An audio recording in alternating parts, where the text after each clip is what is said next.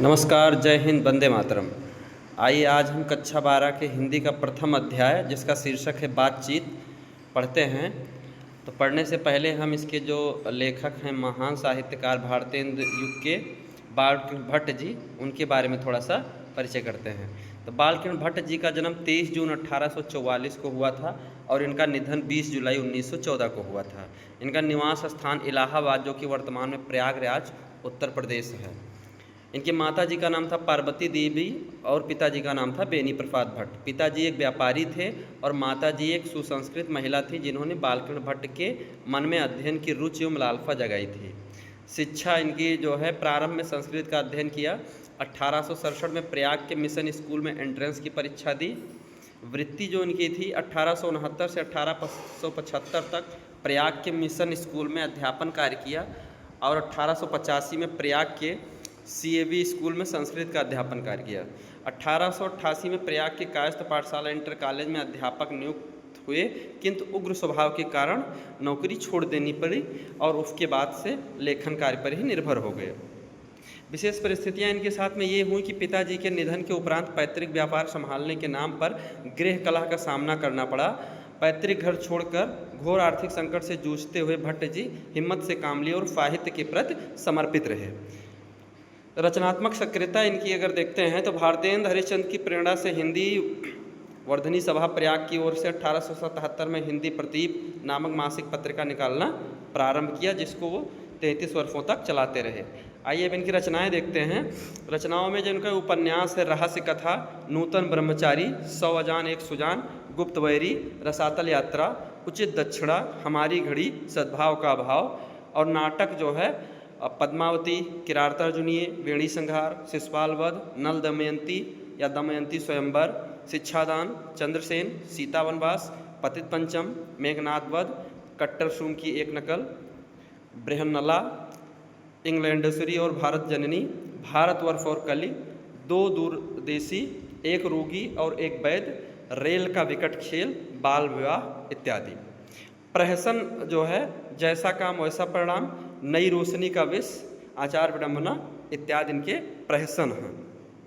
निबंध की अगर बात करें तो 1000 के आसपास भट्ट जी के निबंध हैं, जिनमें 100 से ऊपर बहुत ही महत्वपूर्ण है। भट्ट निबंध माला नाम से 2 खंडों में एक संग्रह प्रकाशित है। तो ये हुआ लेखक का परिचय। आइए अब हम इनका जो बातचीत शीर्षक नाम से जो आपके पाठ्यपुस्तक में है, इसको पढ़ते हैं। तो बातचीत शीर्षक में भट्ट जी कहते हैं कि इसे तो सभी लोग स्वीकार करेंगे कि अनेक प्रकार की शक्तियां जो वरदान के स्वरूप ईश्वर से हम सब मनुष्यों को मिली है, उनमें वाक शक्ति भी एक है, यानी जो बोलने की शक्ति है वो सबसे महत्वपूर्ण है। यदि मनुष्य की और इंद्रियां अपनी अपनी शक्तियों में अविकल रहती और वाक शक्ति मनुष्यों में ना होती तो हम नहीं जानते कि इस गूंगी सृष्टि का क्या हाल होता। भट्ट जी कहते हैं कि सब कुछ होता, लेकिन अगर वाक शक्ति, बोलने की शक्ति अगर हम मनुष्यों में ना होती तो हम नहीं जानते कि हमारा क्या हाल होता। सब लोग लुंज पुंज से हो जाते, मानो कोने में बैठा दिए गए होते, और कुछ सुख दुख का अनुभव अगर हम करते भी तो अपने सुख दुख को एक दूसरे से शेयर नहीं कर पाते। उसे अवाक होने के कारण आपस में एक दूसरे से कुछ ना कह सुन सकते और ना ही अपनी भावना को व्यक्त कर सकते। आगे भट्ट जी कहते हैं कि इस वाक शक्ति के अनेक फायदों में स्पीच, वक्तृता और बातचीत दोनों है, किंतु स्पीच से बातचीत का ढंग ही निराला है।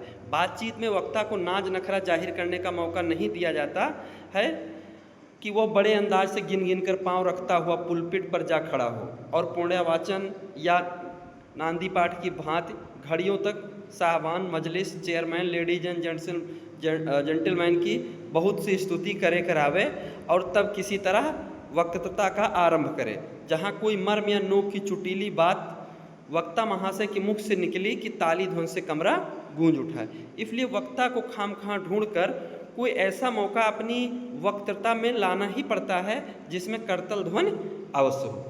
वहीं हमारी साधारण बातचीत का कुछ ऐसा घरेलू ढंग है कि उसमें न करतल ध्वनि का कोई मौका है, न लोगों के कह कहे उड़ाने की कोई बात ही रहती है। हम 2 आदमी प्रेम पूर्वक संलाप कर रहे होते हैं। कहते हैं अगर हम सही मायने में बातचीत करना है तो 2 लोग जो होते हैं वो प्रेम पूर्वक अपना संलाप कर रहे होते हैं। कोई चुटीली बात आ गई तो हंस पड़े, मुस्कुराहट से होठों का केवल फड़क उठना ही इस हंसी की अंतिम सीमा है। स्पीच का उद्देश्य सुनने वाले के मन में जोश और उत्साह पैदा कर देना है। घरेलू बातचीत मन रमाने का ढंग है। जो घरेलू बातचीत होती है वो मन रमाने का ढंग है। उसमें स्पीच की वो संजीदगी बेकदर हो धक्के खाते फिरती है। जहाँ आदमी की अपनी ज़िंदगी मज़ेदार बनाने के लिए खाने पीने चलने फिरने आदि की ज़रूरत है, वहाँ बातचीत की भी उसको अत्यंत आवश्यकता है।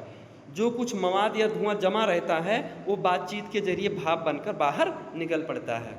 इसमें लेखक बहुत बारीकी से वर्णन किए हैं बालकृष्ण भट्ट जी कि मान लीजिए कि हमारे मन में कोई क्रोध या कोई ऐसी बात होती है तो बातचीत के माध्यम से जो मवाद धुआं यानी हमारे अंदर के जो भाव होते हैं वो निकल जाते हैं और मनुष्य हल्का हो जाता है, चित्त हल्का और स्वच्छ हो परम आनंद में मग्न हो जाता है। बातचीत का भी एक खास तरह का मज़ा होता है। जिनको बातचीत करने की लत पड़ जाती है वो इसके पीछे खाना पीना भी छोड़ देते हैं, बड़े बड़े काम का नुकसान भी कर बैठते हैं, लेकिन उनको बातचीत करना पड़ता है। आगे बताते हैं अगले लाइन में कि अपना बड़ा खर्च कर देना। देखिए हम बताए थे ना कि अपना बड़ा खर्च कर देना भी उन्हें पसंद आता है, पर वे बातचीत का मज़ा नहीं खोना चाहते।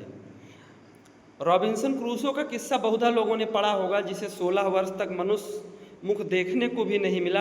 कुत्ता बिल्ली आदि जानवरों के बीच में रहे 16 वर्ष के उपरांत उसने फ्राइडे के मुख से एक बात सुनी। यद्यपि उसने अपनी जंगली बोली में कहा था, क्योंकि 16 वर्षों तक उस मनुष्यों के बीच में रहा नहीं था। यद्यपि उसने अपनी जंगली बोली में कहा था, पर उस समय रॉबिन्सन का ऐसा आनंद हुआ मानो उसने नए सिरे से फिर से आदमी का चोला पाया हो। इससे ये सिद्ध होता है कि मनुष्य की वाक शक्ति में कहाँ तक लुभा लेने की ताकत है। जिनसे केवल पत्र व्यवहार होता है, कभी एक बार भी साक्षात्कार नहीं हुआ, उन्हें अपनी प्रेमी से बात करने की कितनी लालसा रहती है।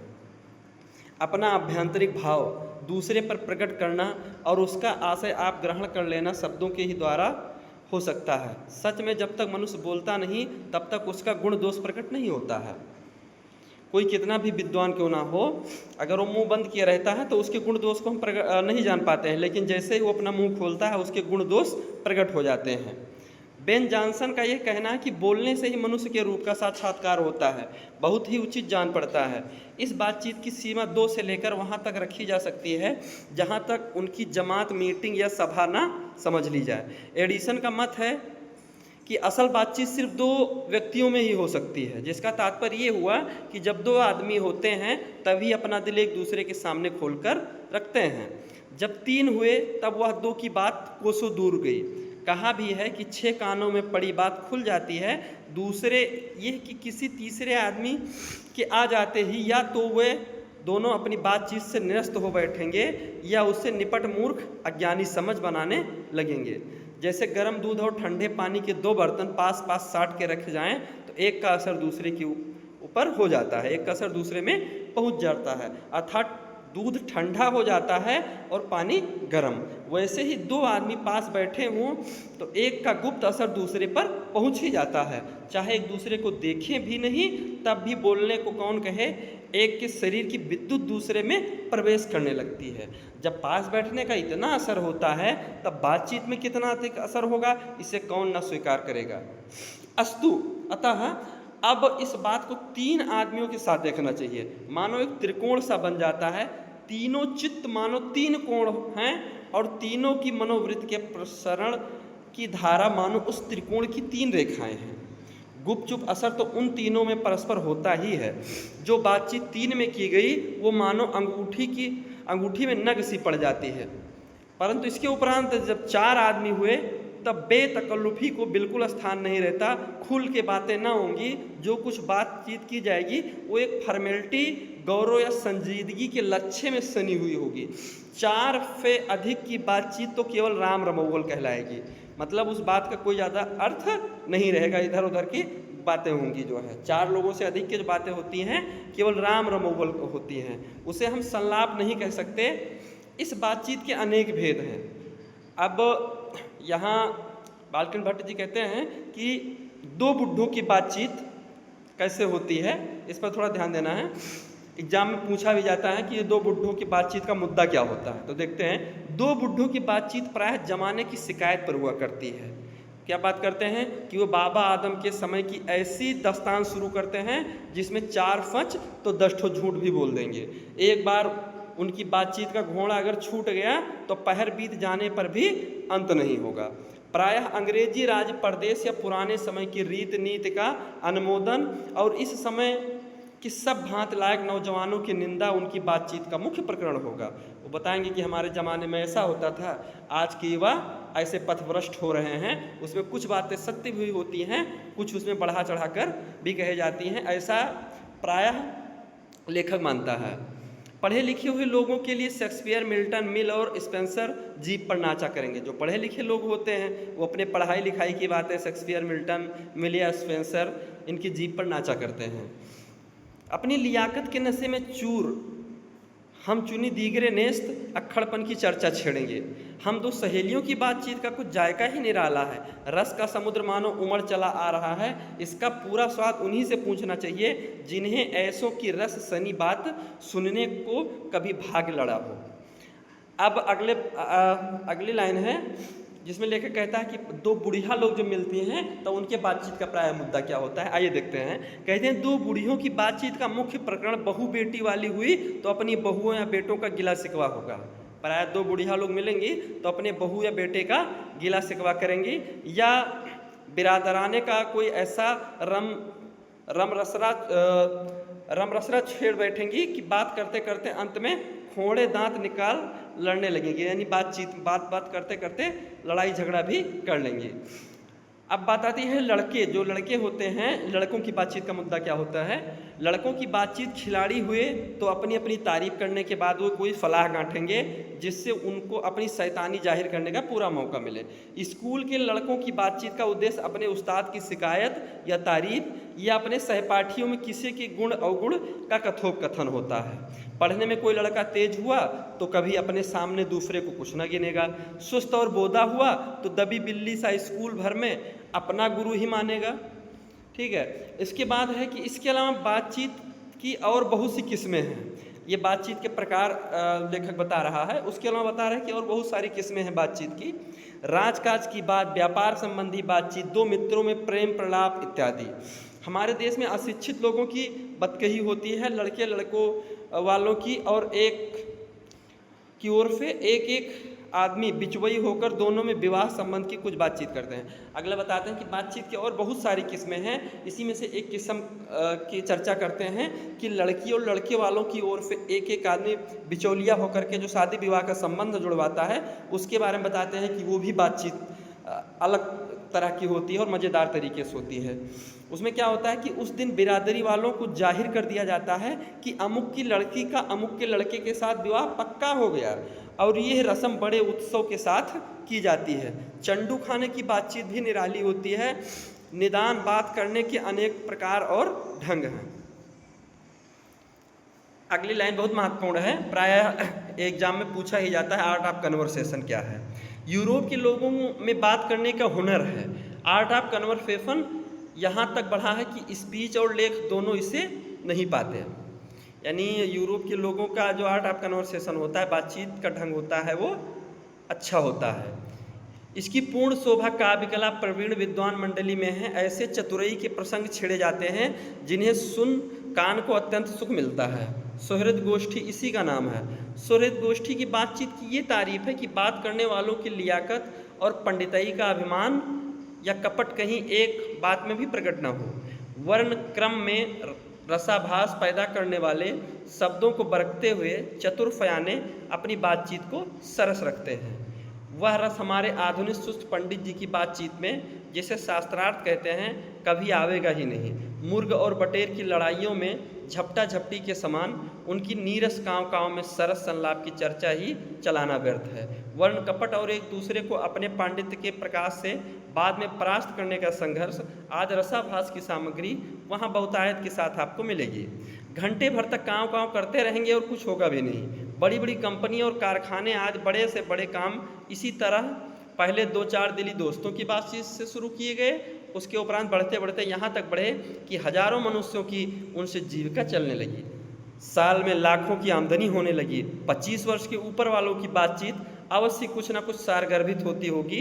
अनुभव और दूरदेशी से दूरंदेशी से खाली ना होगी। और 25 से नीचे की बातचीत में यद्यप अनुभव, दूरदर्शिता और गौरव तो नहीं पाया जाता, पर इनमें एक प्रकार का ऐसा दिल बहलाव और ताजगी होती है जिसकी मिठास उससे 10 गुनी बढ़ी चढ़ी है।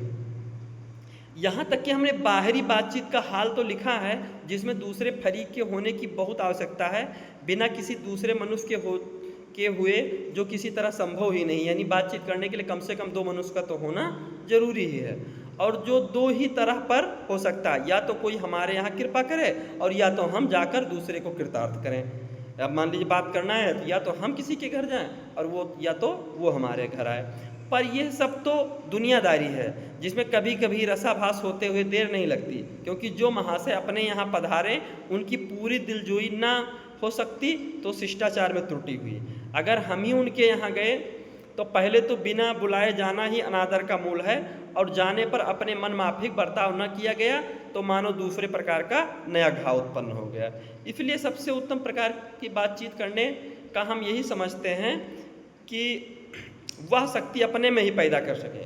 बहुत महत्वपूर्ण लाइन है। लेखक कहता है कि मान लीजिए वो हमारे यहाँ बातचीत करने के लिए नहीं आ पाए, या हम ही उसके यहाँ बातचीत करने के लिए नहीं जा पाएँ, तो हम वो शक्ति अपने आप में पैदा करें कि हम अपने आप से ही बात कर लिया करें, अपने आप आत्मचिंतन मंथन कर लिया करें, अपने आप से बात कर लिया करें। हमारी भीतरी मनोवृत्ति प्रतिक्षण नए नए रंग दिखाया करती है, और प्रपंचात्मक संसार का एक बड़ा भारी आईना है जिसमें जैसी चाहो वैसी सूरत देख लेना कुछ दुर्घट बात नहीं है, और जो एक ऐसा चमनिस्तान है जिसमें हर किस्म के बेल फूटे खिले हुए हैं, ऐसे चमनिस्तान की सैर में क्या कम दिल बहलाव है। मित्रों का प्रेमालाप कभी इसकी 16वीं कला तक भी नहीं पहुंच सका, और इसी सैर का नाम ध्यान और मनोयोग है। जो अपने आप से बातचीत की जाती है, इसी सैर का नाम है ध्यान या मनोयोग, या चित्त को एकाग्र करना, जिसका साधन 1-2 दिन का काम नहीं, वर्षों के अभ्यास के उपरांत यदि हम थोड़ी भी अपनी मनोवृत्ति स्थिर कर आवाक हो अपने मन के साथ बातचीत कर सकें तो मानो अहोभाग्य। एक वाक शक्ति मात्र के दमन से ना जाने कितने प्रकार का दमन हो गया। हमारी जिह्वा कतरनी के समान सदा स्वच्छंद चला करती है, उसे यदि हमने काबू में कर लिया तो क्रोधाधिक बड़े बड़े अजय शत्रुओं को बिना प्रयास जीत अपने वश में कर डाला। इसलिए अवाक रह अपने बातचीत करने का एक यह साधन यावत साधनों का मूल है। शक्ति परम पूज मंदिर है, परमार्थ एकमात्र सोपान है। अंत में लेखक कहता है कि यदि हमको कोई नहीं मिलता है तो हम अपने से बातचीत करते हैं, और यही बातचीत जो है ध्यान योग कहलाता है, और ये बातचीत जो होता है सभी बातचीत में सर्वोत्तम माना गया है। आज के लिए बस इतना ही। धन्यवाद।